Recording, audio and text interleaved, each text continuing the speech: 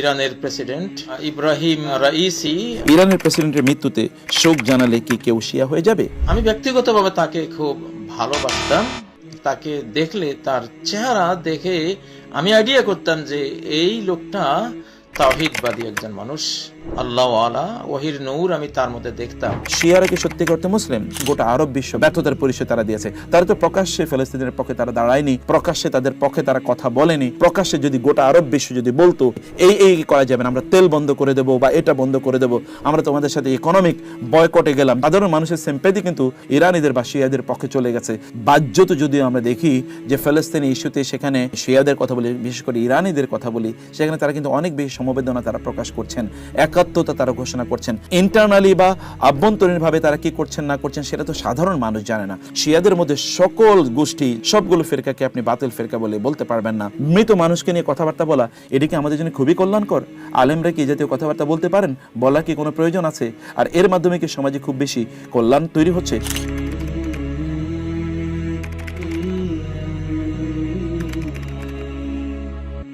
আসসালামু আলাইকুম রহমতুল্লাহি ওয়া বারাকাতুহু।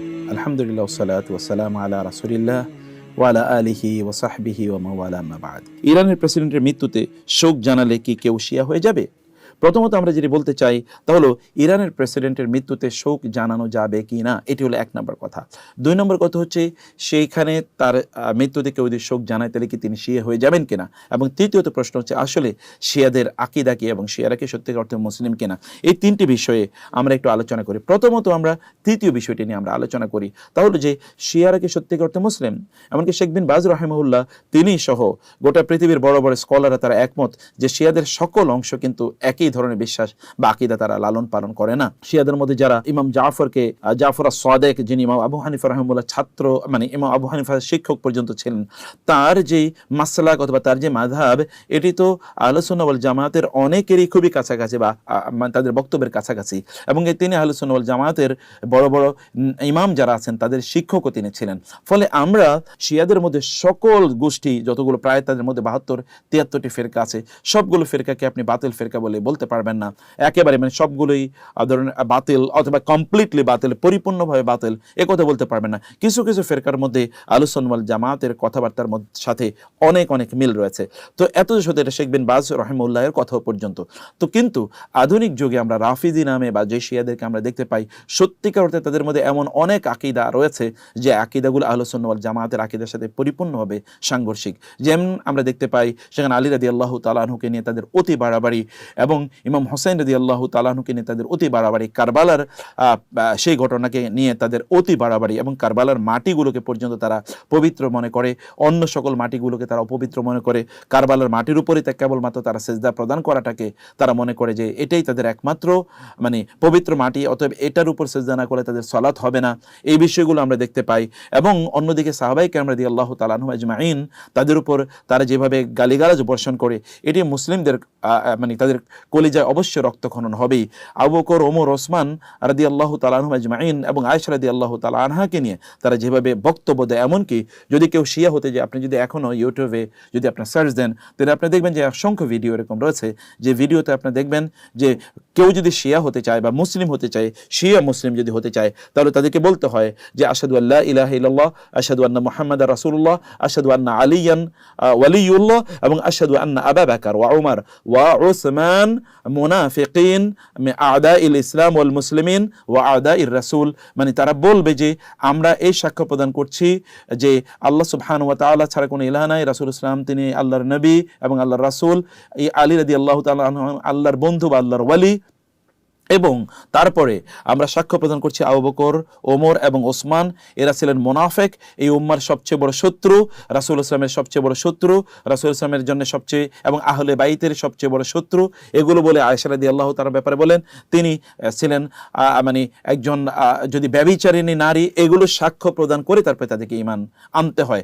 এবং লাআনাত আল্লাহ আন্না লাআনাতাল্লাহি, যে আল্লাহর লাআনাত আলা আবু বকর ওয়া আলা ওমর, আমরা যাদেরকে শায়খাইন বলি তাদেরকে তারা বলে মুনাফিক, সবচেয়ে বড় মুনাফিক, এরকম বলে তারা গালিগালাজ করে, অন্যান্য সাহাবায়ে কেরামদেরকে তারা এরকম গালিগালাজ করে। ফলে কোনো মুমিনকে কেউ যদি গালিগালাজ করে, বিইসাল ইসমুল ফুসুক বাদাল ঈমান, এটা তো ফাসিক কাজ, এটা ভয়াবহ অপরাধী কাজ। এখন আমরা যাদেরকে শিয়া হিসেবে যাদেরকে পলিটিক্যালি বিভিন্ন জায়গায় আমরা দেখতে পাই, এরা কিন্তু মূলত রাফেজি। ফলে এরা বড় ধরনের সাহাবী বিদ্বেষী যারা, তাদেরকে কি আমরা তাহলে সত্যি করতে আমরা তাদেরকে মুমিন মনে করতে পারি কিনা, বা এই বিষয়গুলো এখানে বড় একটা ইস্যু আমরা দাঁড়ায়। তো আমরা সেই জায়গায় বলি যে এগুলো একটা বড় একটা ইস্যু, যার কারণে তাদের ব্যাপারে আহলুস সুন্নাহ ওয়াল জামাতের রিজার্ভেশন এটা যুগ যুগ ধরে ছিল।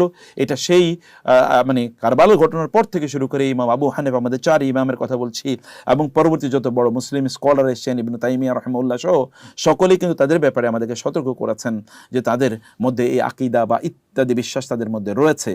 এটা হলো একটা ইস্যু।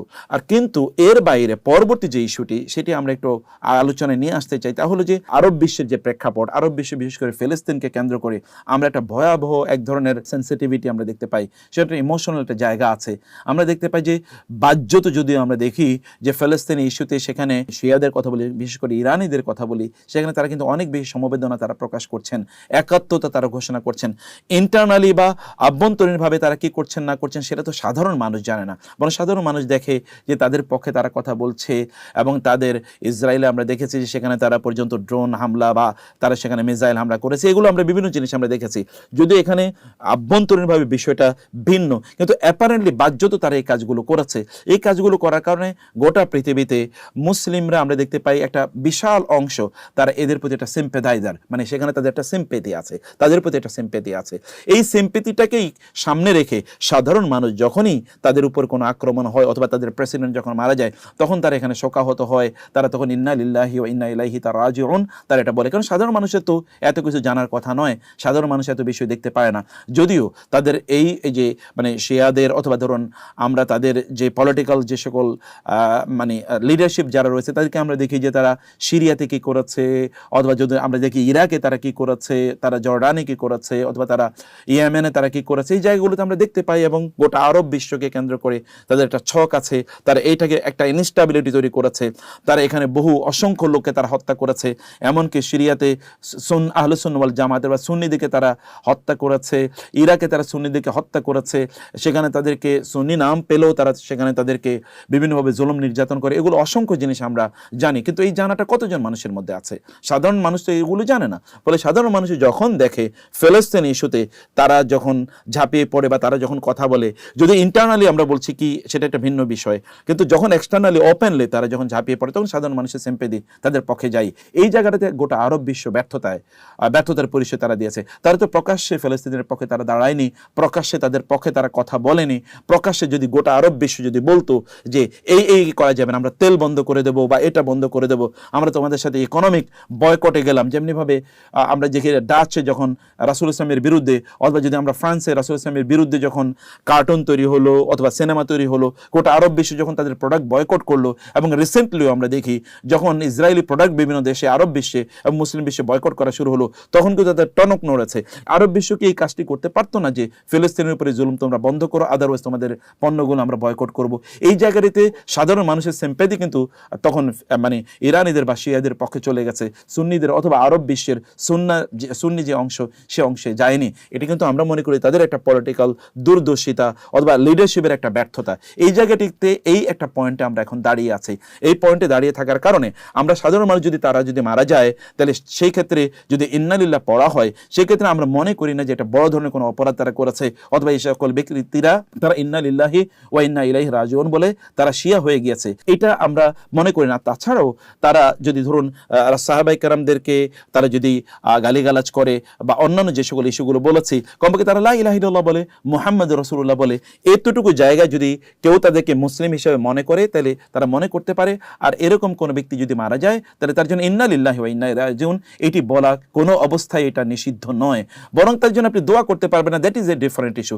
ইন্না লিল্লাহি ওয়া ইন্না ইলাইহি রাজিউন এর তো অন্য একটা ইস্যু। কোনো বিপদ হলে তো আপনি ইন্না লিল্লাহি ওয়া ইন্না, একটা ন্যাচারাল ডিজাস্টার হয়েছে, ঝড় ইত্যাদি উঠেছে, তখন তো আপনি ইন্না লিল্লাহি ওয়া ইন্না ইলাইহি রাজিউন পড়তে পারেন। মানে তো আমি আল্লাহর জন্য, আমরা আল্লাহর জন্য এবং আমরা আল্লাহর কাছে ফিরে যাব। এতে কেউ শিয়া হয়ে যায় না, এতে কেউ রাফিজি হয়ে যায় না। ফলে যারা এই জিনিসগুলো করছেন, আমরা তাদেরকে বলবো যে আপনারা বিষয়টাতে আরও সহনীয় হন, আরেকটু সহনশীল হন। সাধারণ মানুষের মানুষের পালসটা একটু বোঝার চেষ্টা করুন। আমরা এই কথাও তো আমরা জানি যে কোনো ব্যক্তি যদি মারা যায়, তার রাসূল সাল্লাল্লাহু আলাইহি ওয়াসাল্লাম বলেছেন তাদের বিরুদ্ধে তোমরা কোনো কথাবার্তা বলো না, কারণ ওই ব্যক্তি অলরেডি আল্লাহ সুবহানাহু ওয়া তাআলার হিসাবের মুখোমুখি হয়ে গিয়েছে। অতএব মৃত মানুষকে নিয়ে কথাবার্তা বলা এটা কি আমাদের জন্য খুবই কল্যাণকর? আলেমরা কি এই জাতীয় কথাবার্তা বলতে পারেন? বলার কি কোনো প্রয়োজন আছে? আর এর মাধ্যমে কি সমাজে খুব বেশি কল্যাণ তৈরি হচ্ছে? সমাজে বরং আরো বিভক্তি তৈরি হচ্ছে। যারা এই সকল বিষয়ে, যারা এই সেন্স অথবা এই দূরদর্শিতা যারা রক্ষা করে চলছেন না, তারা কিন্তু সত্যিকার যে দাওয়াতি ফিল্ডগুলো তারা হারাচ্ছেন, অথবা এই জায়গায় তারা দাওয়াতি ফিল্ডে তারা প্রশ্নবিদ্ধ হচ্ছেন। আমরা সেই জন্য বলবো, আমরা তাদের ব্যাপারে জানি, মানুষকে এডুকেট করতে হবে। শিয়াবাদ আমাদের দেশে বরং চরম আকার ধারণ করেছে। বহু লোক তারা আমাদের দেশেও, আমাদের লোকেরাও তারা শিয়া হয়ে যাচ্ছে, তারা সাহাবায়ে কেরাম থেকে গালিগালাজ করছে, মুয়াবিয়া রাদিয়াল্লাহু তাআলাকে গালিগালাজ করছে, ইত্যকার ঘটনা তো ঘটছে। সেই বিষয়গুলো একাডেমিক্যালি মানুষকে জানানো এটা আমাদের উচিত। আদারওয়াইজ আমরা এই জাতীয় কথাবার্তা বলে তিনি মারা গিয়েছেন বলে আমরা কোনো শোক বলতে পারবো না। একজন খ্রিস্টান মারা গেলেও তো আমরা শোক সেখানে প্রদর্শন করতে পারতাম, অথবা আমরা সেখানে বলতে পারতাম যে লোকটা মারা গিয়েছে বা এরকম কিছু, তো কেউ একজন বলতে পারে। অন্য কেউ যখন মারা যায় এরকম বড় গুরুত্বপূর্ণ কোনো ব্যক্তি, তখন কি আমরা সেখানে কোনো কথাবার্তা বলি না? সেটা বলা যায়। অতএব ইন্না লিল্লাহি ওয়া ইন্না ইলাইহি রাজিউন বলা এটি কোনো শিয়া হয়ে যাওয়ার কোনো আলামত নয়। যারা এগুলো বলছেন আমরা মনে করবো যে তাদেরকে এই ব্যাপারে অবশ্যই তাদেরকে সাবধান থাকা দরকার, এবং আল্লাহ সুবহানাহু ওয়া তাআলা আমাদেরকে বুঝার তৌফিক দান করুন। আল্লাহুম্মা আমিন।